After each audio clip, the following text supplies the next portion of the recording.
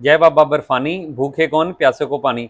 नमस्कार दोस्तों, आप सबका स्वागत है मेरे चैनल पर। मैं हूं आपका होस्ट सुशील गोयल। उम्मीद करता हूं आप सब लोग अच्छे से होंगे। दोस्तों, इस वीडियो में आपको बताऊंगा कि अगर आप अमरनाथ यात्रा 2023 पे जाने वाले हैं तो सबसे पहले आपको बताऊंगा कि अमरनाथ यात्रा जाने के लिए रजिस्ट्रेशन फॉर्म डाउनलोड कहाँ से करना है, भरना कैसे है, और रजिस्ट्रेशन फॉर्म भरने के बाद हमने उसको कहाँ पे सबमिट करना है जिससे हमारी रजिस्ट्रेशन कंप्लीट हो सके। तो इसके बारे में कंप्लीट इन्फॉर्मेशन देने वाला हूँ। तो वीडियो स्टार्ट करने से पहले यही कहना चाहूँगा कि अगर आपने मेरा चैनल अब तक सब्सक्राइब नहीं किया है तो चैनल जरूर सब्सक्राइब कर लें और साथ में बेल आइकन जरूर दबा दें ताकि आपको मेरे आने वाली वीडियो के नोटिफिकेशन टाइम से मिलते रहें। तो दोस्तों, वीडियो स्टार्ट करते हैं। सबसे पहले आपको कहना चाहूँगा, जो अमरनाथ यात्रा जाने के लिए रजिस्ट्रेशन है वो 5 तरीकों से हो सकती है। एक online registration, offline registration, group registration, NRI registration and on spot registration. ये 5 तरीकों से रजिस्ट्रेशन हो सकती है। ये पांचों तरह की रजिस्ट्रेशन में डिफरेंस क्या है, इसके लिए मैं ऑलरेडी वीडियो बना चुका हूँ। अगर आपने मेरी वो वीडियो अब तक नहीं देखी तो ऊपर आए आई बटन को दबाकर वो वीडियो जरूर देख लें। और आपको ये भी बताना चाहूँगा कि अगर आप ऑनलाइन रजिस्ट्रेशन कराने वाले हैं तो आपको ये फार्म भरने की जरूरत नहीं है। ऑनलाइन रजिस्ट्रेशन को छोड़ के बाकी किसी भी तरह की रजिस्ट्रेशन करने के लिए ये फार्म भरना जरूरी होता है। तो ये फार्म जो डाउनलोड करना है वो करना है अमरनाथ श्राइन बोर्ड की ऑफिशियल वेबसाइट से। तो उसके लिए आपको इनकी ऑफिशियल वेबसाइट पर लेकर चलता हूँ, जो कि है JKSASB.nic.in। तो ये श्राइन बोर्ड की ऑफिशियल वेबसाइट ओपन हो गई है। तो इसमें इन्होंने सबसे पहले बताया हुआ है कि 62 दिनों की जर्नी है जो 1 जुलाई से लेकर 31 अगस्त तक चलेगी। और जो एडवांस रजिस्ट्रेशन है वो 17 अप्रैल से स्टार्ट हो रहा है। और उसके बाद इन्होंने बताया हुआ application form for group and NRI pilgrims 2023। इसमें इन्होंने ऑफलाइन रजिस्ट्रेशन मेंशन नहीं किया, मगर ऑफलाइन रजिस्ट्रेशन के लिए भी यही फॉर्म है। तो इसको ओपन कर लेते हैं। तो दोस्तों, ये फॉर्म ओपन हो गया है। हमने इस फॉर्म का प्रिंट ले लेना है, फिर भर के हमने जिस तरह की रजिस्ट्रेशन करनी है उसके हिसाब से उसको हमने सबमिट करना है। जैसे ऑफलाइन रजिस्ट्रेशन के लिए ये फार्म बैंक में सबमिट करना पड़ेगा, और वही ग्रुप रजिस्ट्रेशन के लिए ये फार्म हमें जम्मू और कश्मीर में जो श्राइन बोर्ड के ऑफिस हैं वहाँ पर इसको फार्म भेजना पड़ेगा। तो सबसे पहले हमने यहाँ पे अपना फुल नेम लिख लेना है। जैसे मेरा नाम सुशील गोयल है तो मैं ये फिल कर दूंगा। उसके बाद हमने अपने फादर का, या इनकेस अगर मैरिड वूमेन है तो वो अपने पति का नाम लिखेगी। उसके बाद जेंडर हमने मेंशन कर देना है, मेल है कि फीमेल है। फिर उसके बाद हमने अपना ब्लड ग्रुप मेंशन करना है। और आपको ये बताना चाहूँगा, यहाँ पे सबसे पहले आपने एक फ़ोटो भी लगानी है, और जो फोटो आप लगाओगे उस पर आपने अपने खुद के क्रॉस साइन करने हैं। तो उसके बाद हमने डालनी है अपनी age and date of birth. तो जैसे स्लैश डाल के लिखा हुआ है वैसे ही हमने लिखनी है। जैसे मेरी एज है 31 ईयर्स, तो मैं पहले लिख दूंगा 31 ईयर्स। फिर उसके बाद इन्होंने DO भी लिखा हुआ, डेट ऑफ बर्थ, फिर स्लैश लगाकर फिर मैं अपनी डेट ऑफ बर्थ लिख दूंगा जो कि है 23 सितंबर 1991। तो ये आ जाएगा। और इसके बाद इन्होंने बताया हुआ है कि 13 साल से कम के और 70 साल से ज़्यादा के यात्री यात्रा पर नहीं जा सकते। तो ये फॉर्म भरते हुए आपको ये भी ध्यान रखना पड़ेगा। और इसके अलावा 6 वीक से ज़्यादा प्रेग्नेंट लेडी भी अमरनाथ यात्रा पर नहीं जा सकती। इसके बाद यहाँ पे आपने अपने घर का एड्रेस लिख देना है। फिर आपने अपने यहाँ पे स्टेट लिख देना है। फिर यहाँ पे आपके सिटी का पिन कोड आ जाएगा। फिर यहाँ पे आपने अपना आधार कार्ड नंबर लिखना है, और यहाँ पे अपनी ईमेल आईडी भी आपने मेंशन कर देनी है। उसके बाद इसको छोड़ दीजिए, फ़ोन नंबर ये जरूरी नहीं है। इसके बाद यहाँ पे आपने अपना मोबाइल नंबर डाल देना है। उसके बाद हमने ये कॉलम भरने हैं, और इसमें हमने सबसे पहले यात्रा रूट भरना है कि हम कौन से रूट से जाने वाले हैं।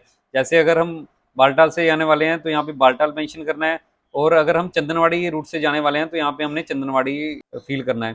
तो दोस्तों, बताना चाहूँगा, जो यात्री फर्स्ट टाइम जाने वाले हैं तो ध्यान रखिए, अगर आप फर्स्ट टाइम जा रहे हैं तो आप चंदनवाड़ी रूट से जाएं, जो कि मेन ट्रेडिशन रूट है, और यात्रा का असली मज़ा भी इसी रूट से आता है। वापसी में चाहे आप बालटाल से उतर सकते हैं, वो कोई दिक्कत नहीं है, मगर जाते हुए आप चंदनवाड़ी से जाएं तो वो अच्छा रहेगा। और कुछ यात्रियों को ये भी नहीं पता होगा कि हम जाते हुए जो मार्ग यहाँ पे भरेंगे हमें वहीं से जाना पड़ेगा। बालटाल भरेंगे तो बालटाल से, चंदनवाड़ी भरेंगे तो चंदनवाड़ी से। मगर वापसी में कोई कंपल्सरी नहीं होता हमने कहाँ से वापस आना है। जैसे जाते हुए हम अगर बालटाल से आ रहे हैं तो वापसी में हम पहलगाम से वापस आ सकते हैं। ऐसे ही अगर हम पहलगाम से आ रहे हैं तो बालटाल से वापस आ सकते हैं, इसमें कोई दिक्कत नहीं है। उसके बाद हमने यहाँ पे डेट मेंशन करनी है। डेट का बहुत ध्यान रखना होता है। बहुत लोगों को पता नहीं होता कि यहाँ पे डेट कैसे भरनी है। जिस दिन हमने पैदल यात्रा स्टार्ट करनी है पहलगाम या चंदनवाड़ी से, उस दिन की डेट भरनी है। जैसे आप सपोज कीजिए आज रात को आप पहुँच गए जम्मू, तो इसका मतलब आप अगले दिन जाओगे पहलगाम या फिर बालटाल, मतलब जम्मू से अगले दिन आप पहुंच जाओगे पहलगाम या बालटाल। तो नाइट स्टे पहलगाम या बालटाल में करोगे, और उससे अगले दिन आपने पैदल यात्रा स्टार्ट करनी है। तो उससे अगले दिन जो पैदल यात्रा स्टार्ट करनी है वही दिन हमने मेंशन करना है यहाँ पे अपनी यात्रा का। तो जो पहलगाम रूट है वो पैदल यात्रा चंदनवाड़ी से स्टार्ट होती है, पहलगाम तक ही हम अपनी गाड़ी से जा सकते हैं। उसके बाद हमने वहाँ टैक्सी से ही चंदनवाड़ी तक पहुँच सकते हैं। और आपको ये बता दूं, जिस डेट का हम यहाँ पे भरेंगे उस डेट के बाद हम जा सकते हैं, मगर पहले नहीं जा सकते। इसलिए ये डेट भरते हुए आपने बहुत ध्यान रखना है। जैसे सपोज कीजिए यात्रा 1 जुलाई को स्टार्ट हो रही है और आप जाने वाले 5 जुलाई को, आपने 5 जुलाई भर दी, बाद में आपका प्रोग्राम बन गया कि मैं 4 जुलाई को जाऊंगा, तो आपको 4 जुलाई को दर्शन करने के लिए नहीं जाने दिया जाएगा। और इसलिए आपको 5 जुलाई या उसके बाद आप चाहे 10 जुलाई को भी जा सकते हैं। तो आपने डेट भरते हुए ये बहुत ध्यान रखना है। अगर आपकी एक भी गलती हो गई, आपको पता नहीं होगा कि डेट किस तरीके से भरी जाती है, तो आपको वहां जाके परेशानियों का सामना करना पड़ सकता है। उसके बाद हमने यहाँ पे डिक्लेयर करना है कि हम फिजिकली फिट हैं अमरनाथ यात्रा 2023 करने के लिए, और मेरा मेडिकल सर्टिफिकेट भी साथ में अटैच है। और उसके बाद यहाँ पे आपने अपना नाम लिखना है। उसके बाद अगर आप जेंट्स हो या फिर अनमेरिड वुमेन हो तो आपने यहाँ पे अपने फादर का नाम लिखना है, और अगर आप मैरिड वुमेन हो तो यहाँ पे आपके हस्बैंड का नाम आएगा। उसके बाद आपने यहाँ पे नॉमिनी लिखना है, जिसको आप नॉमिनी बनाना चाहते हैं। इन केस अगर भगवान ना करे आपको कुछ हो जाता है तो एक इंश्योरेंस श्राइन बोर्ड की तरफ से की जाती है, वो आपकी फैमिली को मिल जाएगी। तो यहाँ पे आपने अपने हस्बैंड का, ब्रदर, मदर, किसी का भी आप नाम लिख सकते हैं, और उसके बाद में एज लिख देनी है। बाद में आपने उसके साथ अपना रिलेशन लिख देना है। उसके बाद यहाँ पे आपने अपने सिग्नेचर कर देने हैं, और सिग्नेचर करने के बाद आपका ये काम खत्म हो जाएगा। और उसके बाद इसको भी आप ये फार्म सबमिट करोगे, आगे का काम उसका है, आपका काम सिर्फ सिग्नेचर तक था। अब मैं आपको बताता हूँ कि ये फॉर्म किसने कहाँ कहाँ सबमिट करना है। तो जो ऑनलाइन रजिस्ट्रेशन वाले हैं उनका तो आपको बता दिया, उनको ये फॉर्म भरने की जरूरत नहीं होती। तो जो ऑफलाइन रजिस्ट्रेशन वाले हैं वो ये फॉर्म अपना बैंक में जमा कराएंगे। अब मैं आपको बताता हूँ कि जो ऑफलाइन रजिस्ट्रेशन वाले हैं वो कौन कौन से बैंक में अपना ये रजिस्ट्रेशन फॉर्म सबमिट करेंगे। तो उसके लिए आपको फिर से श्राइन बोर्ड की वेबसाइट पर दोबारा से लेकर चलता हूँ। तो यहाँ पे ये देखिए लिखा हुआ है state wise list of designated bank branches for advance registration 2023। जो बैंक ब्रांचेज है जहाँ पे आपने ऑफलाइन रजिस्ट्रेशन करानी है उसकी ये लिस्ट है, इसको ओपन कर लेते हैं।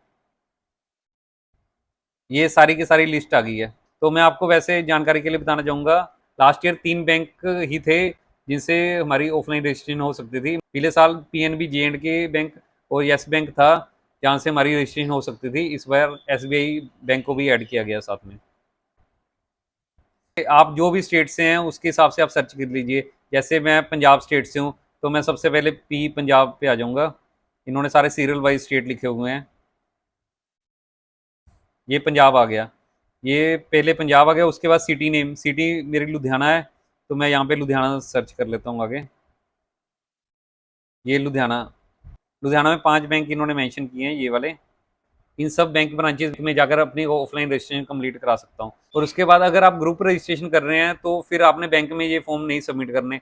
ग्रुप रजिस्ट्रेशन का एक प्रॉपर प्रोसीजर होता है, उसके थ्रू करना होता है। जैसे 20-25 लोग हैं, उनमें कोई उनका हेड बनेगा, वो सभी के फार्म इकट्ठे करके जो जम्मू और कश्मीर में श्राइन बोर्ड का ऑफिस है उनमें से किसी एक जगह पे भेजना होता है, और वहाँ पे जाता है फार्म, और वहाँ से कंप्लीट होकर उनको मैसेज आ जाता है कि आपकी रजिस्ट्रेशन कंप्लीट हो गई है, और उनको उनके जो यात्रा परमिट हैं वो मिल जाते हैं। तो उसके बाद जो एनआरआई रजिस्ट्रेशन है उनका बिल्कुल ही अलग प्रोसीजर है, क्योंकि वो फॉरेन के टूरिस्ट हैं, उनके डॉक्यूमेंट भी ज़्यादा जमा कराने पड़ते हैं।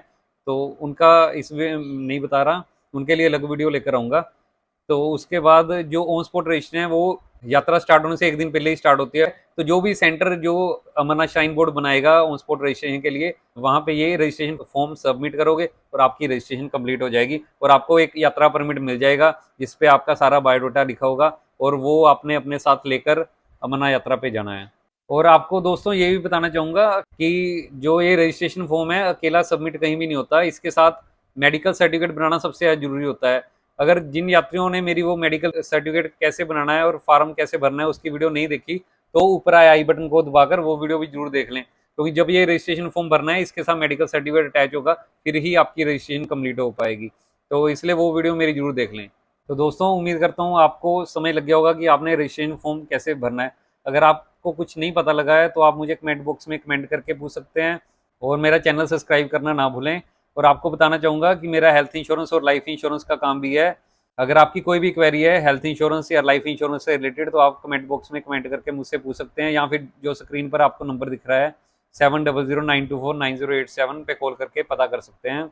आपको वैसे बताना चाहूँगा, इन केस हमें किसी वजह से हॉस्पिटल एडमिट होना पड़ जाता है तो लाखों का बिल भी बन जाता है, और इस केस में बहुत सारे बड़े से बड़े लोग भी कर्जों के बोझ के तले दब जाते हैं। मगर अगर एक यही आपकी एक हेल्थ इंश्योरेंस है जिसका खर्चा मुश्किल से 1000-2000 रुपये महीना भी नहीं होगा, तो वो कराई हो, तो आप इंडिया के बड़े से बड़े हॉस्पिटल में जाइए और अपना कैशलेस बिल्कुल फ्री इलाज करा सकते हैं। तो इसलिए हेल्थ इंश्योरेंस की बहुत वैल्यू है, हेल्थ इंश्योरेंस लेना बहुत ज़रूरी है। अगर आपकी हेल्थ इंश्योरेंस ऑलरेडी है तो उसके बाद आपको अपनी सेविंग्स के बारे में भी जरूर सोचना चाहिए।